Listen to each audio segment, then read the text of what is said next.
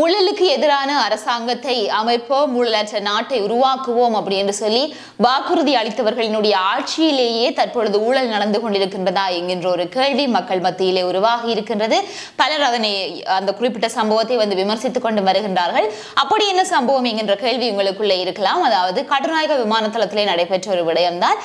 25 ஆண்டுகளுக்கு பின்னராக சுவிட்சர்லாந்தில் இருந்து இலங்கை நோக்கி பயணித்த இலங்கையை சேர்ந்த தமிழர் ஒருவரிடம் லஞ்சம் பெற்ற சொல்லப்படுகின்றது. குறிப்பிட்ட இந்த சம்பவம் தொடர்பான விசாரணைகளும் முன்னெடுக்கப்பட்டிருக்கின்றது.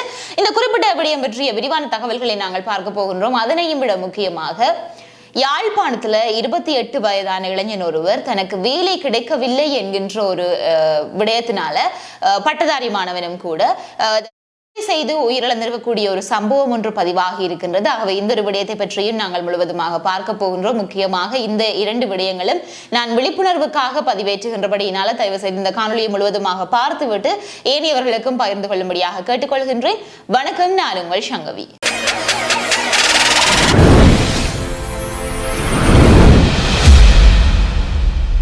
கடந்த 4 நாட்களாக என்னுடைய தனிப்பட்ட காரணங்களால என்னால் எந்த ஒரு காணொலிகளையும் பதிவேற்ற முடியாத ஒரு சூழ்நிலை இருந்தது. அதே சமயம் நீங்களும் பலதரப்பட்ட செய்திகளை பற்றி அறிந்திருப்பீர்கள், பார்த்து தெரிந்திருப்பீர்கள். குறிப்பாக நேற்றைய தினம் இலங்கையினுடைய 77வது சுதந்திர தினம் நடைபெற்றிருந்தது. அது தொடர்பான பல தகவல்களையும் நீங்கள் அறிந்திருப்பீர்கள். ஆகவே அவற்றை பற்றி நான் மீண்டுமாக பேசிக் கொண்டிருக்காமல் நான் இப்பொழுது உங்களுக்கு சொல்லியிருந்த அந்த 2 செய்திகளை பற்றிய விரிவான தகவல்களை பற்றி உங்களுக்கு சொல்லலாம் என்று நினைக்கின்றேன். அந்த வகையிலே 25 ஆண்டுகளுக்கு பின்னராக சுவிட்சர்லாந்திலிருந்து முதல் முறையாக இலங்கைக்கு வருகின்றார் ஒரு இலங்கையை சேர்ந்த ஈழத்தமிழர் ஒருவர்.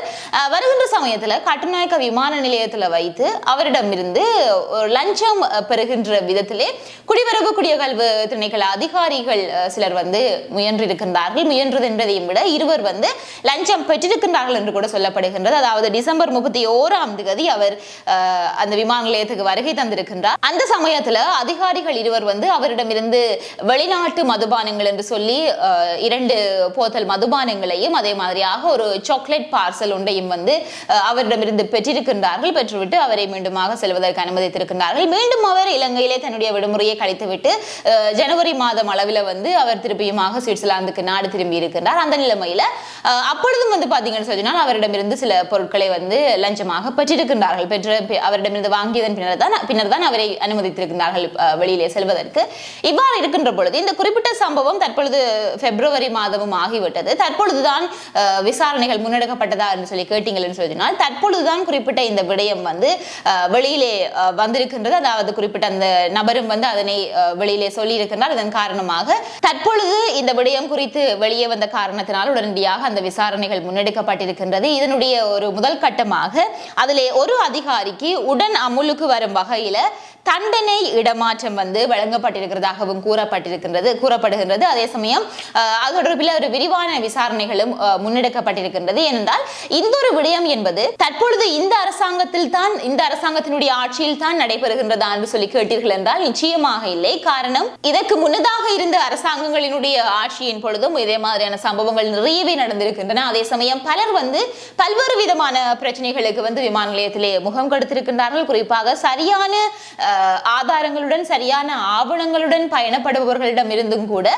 சில பணத்தொகைகளை பெறக்கூடிய அதிகாரிகள் என்பவர்கள் அங்கே இருக்கத்தான் செய்கின்றார்கள். அதே சமயம் அந்த விமான நிலையத்தினுடைய அந்த புறப்படு வாசல்லையும் சரி அல்லது வருகை வாசல்லையும் சரி சில ஊழியர்கள் இருப்பார்கள். அவர்களும் கூட அதாவது அவர்களாகவே எங்களுடைய உடைமைகள் எல்லாவற்றையுமே எடுத்து வைத்து விட்டு அந்த உடைமைகள் எடுத்து வைக்கின்ற பொழுது அதற்கு உரிமையானவர்கள் ஒரு சில பணங்களை ஒரு சில தொகைகளை கொடுப்பது என்பது வழமை. ஆனால் இவர்கள் வலுக்கட்டாயமாக ஒருவரிடம் ஒரு அதிக தொகையான பணத்தினை வாங்குவது, அதுவுமே இலங்கை பணத்தினை கொடுக்கின்ற பொழுது இல்லை எனக்கு வெளிநாட்டு பணம் தான் தேவை, வெளிநாட்டு நாணயம் தான் தேவை அப்படின்னு சொல்லி வாங்குவது என்பது ஒரு முகம் சுளிக்க வைக்கக்கூடிய ஒரு விடயமாக இருக்கின்றது. அதே சமயம் வெளிநாட்டிலிருந்து வரக்கூடிய சுற்றுலா பயணிகளுக்கும் கூட இது ஒரு பெரிய முகம் சுளிக்க வைக்கக்கூடிய ஒரு விடயமாகத்தான் பார்க்கப்படுகின்றது. ஆகவே தொடர்பாக உண்மையிலேயே ஜனாதிபதி அனுரகுமார் திசாநாயக்க அவர்களினுடைய இந்த அரசாங்கமானது ஊழலற்ற அரசாங்கத்தை அமைப்போம் என்று சொல்லி ஒரு வாக்குறுதி வழங்கி இருக்கின்ற சமயத்துல இவ்வாறான சம்பவங்கள் குறித்து ஆழமாகவே அவர்கள் கவனித்து இதற்கான நடவடிக்கைகள் உடனுக்குடன் எடுக்க வேண்டும் அப்படின்னு சொல்லி நாங்களுமே இந்த இடத்திலே வலியுறுத்தி கேட்டுக்கொள்கின்றோம். அதே சமயம் இந்த ஒரு சம்பவம் ஒரு புறம் இருக்க, தற்பொழுது தமிழர் பகுதிகளில் வந்து குறிப்பாக வடகிழக்கு பகுதிகளில் பலதும் பேசப்பட்ட ஒரு விடயம் என்பது இந்த வேலையில்லா பட்டதாரிகளினுடைய போராட்டம். தற்பொழுது ஜனாதிபதி அவர்கள் ஜனவரி மாதம் 31ஆம் தேதி யாழ்ப்பாணத்துக்கு வருகை தந்திருந்தார். அதன் பொழுதும் கூட அவர்கள் போராட்டத்தினை முன்னெடுத்திருந்தார்கள். இருந்தாலும் தங்களை ஜனாதிபதி வந்து நேரிலே சந்திக்கவில்லை அப்படி என்று சொல்லியும் ஒரு தங்களினுடைய ஆதங்கத்தை வெளிப்படுத்தியிருந்தார்கள்.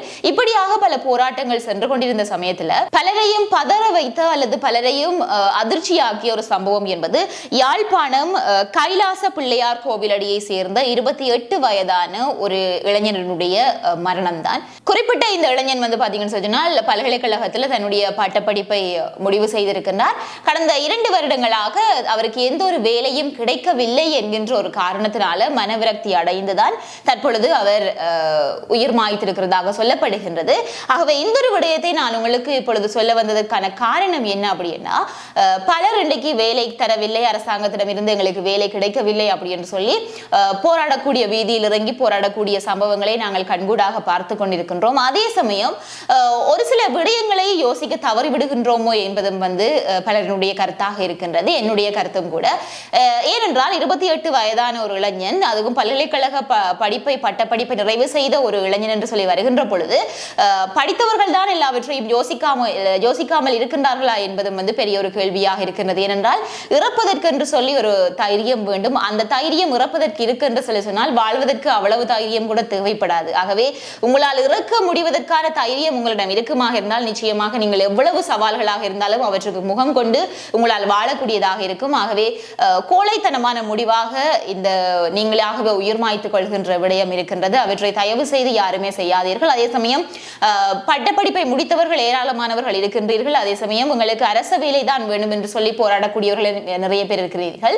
ஆகவே ஒரு சில விடயங்களை, அதாவது கூடுதலாக சமூக வலைத்தளங்களிலே பலர் சொன்ன ஒரு விடயத்தை வந்து நானுமே சொல்லலாம் என்று நினைக்கின்றேன். என்ன அப்படின்னு சொல்லி சொன்னால், உங்களுக்கு வேலை கிடைக்கவில்லை அப்படி என்று சொல்லி நீங்கள் இவ்வாறான முடிவுகளை எடுப்பதையும் தாண்டி ஒரு வேலை கிடைக்கவில்லை அப்படின்னு சொல்லி வருகின்ற பொழுது உங்களிடம் ஒரு பட்டப்படிப்பு இருக்கின்றது, நீங்கள் அரசாங்க பல்கலைக்கழகங்களிலே பட்டப்படிப்பு நிறைவு செய்தவராக இருக்கின்றீர்கள் என்றால் அதன் பின்னராக நடக்கக்கூடிய எத்தனையோ போட்டி பரீட்சைகள் இருக்கின்றன. அண்மையில் கிராம சேவையாளர்களுக்கான போட்டி பரீட்சை நடைபெற்று பலர் வந்து தெரிவாக இருந்தார்கள். ஆகவே அந்த போட்டி பரீட்சைகளையும் வந்து நீங்கள் சென்று அதிலே பங்கு பற்றலாம். அந்த போட்டி பரீட்சையிலே வெற்றி அடைந்து நீங்கள் அந்த வேலைகளுக்கு நீங்கள் உள்ளே செல்லக்கூடியதாக இருக்கும். ஆகவே ஒருவேளை நீங்கள் அங்கே சென்றும் அந்த போட்டி பரீட்சையிலே நீங்கள் பங்கு பற்றியும் உங்களுக்கு அந்த வேலை கிடைக்கவில்லை என்றால் நீங்கள் உங்களை விட திறமையானவர்கள், உங்களை விட புள்ளிகள் கூட பெற்றவர்கள் அங்கே இருக்கின்றார்கள் என்ற அர்த்தம். ஆகவே அதற்கேற்றாற்போல் உங்களை இன்னுமே நீங்கள் மேம்படுத்த வேண்டுமே தவிர மீண்டுமாக வேலை கிடைக்கவில்லை அப்படி என்று சொல்லி வந்து போராடுவது என்பது அல்லது அதற்கான வேலைகள் கிடைக்கவில்லை என்றதற்காக உயிரை மாய்த்துக் கொள்வது என்பது நிச்சயமாகவே தவறான ஒரு செயல்.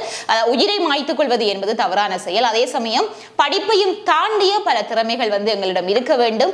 படிப்பு மட்டுமே வாழ்க்கை என்பது ஆகாது. படிப்பை தாண்டிய இந்த உலகை எதிர்கொள்ளக்கூடிய பல திறமைகள், முகங்கள் உங்களிடம், பன்முகப்பட்ட விடயங்கள் வந்து உங்களிடம் தேவை. ஆகவே உங்களை நீங்கள் மேம்படுத்துங்கள். அதன் பின்னராக உங்களுக்கு ஒரு விடயம் கிடைக்கவில்லை என்றால் அதை சார்ந்து எடுக்கக்கூடிய அனைத்து நடவடிக்கைகளை எடுங்கள் அப்படின்னு சொல்லி இந்த இடத்திலே நாங்கள் இந்த இடத்திலே நான் தெரிவித்துக் கொள்கின்றேன். இது தொடர்பான உங்களுடைய கருத்துக்கள் என்ன என்பதை வந்து கருத்து பகிர்விலே பகிர்ந்து கொள்ளுங்கள். அதே சமயம் நான் சொன்ன விடயத்தில் ஏதாவது முரண்பாடுகள் இருப்பின் அவற்றையும் சுட்டிக்காட்டுங்கள். தவறு இருப்பின் நானும் அதனை திருத்திக் கொள்கின்றேன். இதே மாதிரியாக மற்றொரு காணொளியில் நான் உங்களை சந்திக்கிறேன்.